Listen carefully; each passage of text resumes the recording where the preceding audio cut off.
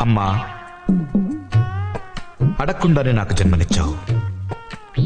ఏడిస్తే పాలిచ్చావు, వానొస్తే గుడిగిచ్చావు.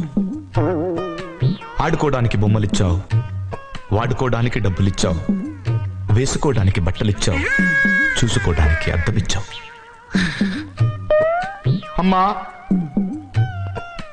రాసుకోవడానికి పలక ఇచ్చావు, గీసుకోవడానికి గడ్డమిచ్చావు. అందుకే నువ్వు నాకు నచ్చావు. కానీ ఎందుకమ్మా ఇంత అర్లీగా చచ్చావు?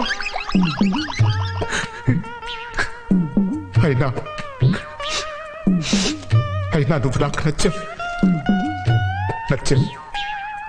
నచ్చావమ్మా. మీ కవితలో చాలా ఇన్ఫర్మేషన్ ఉంది అంకుల్. Thank you.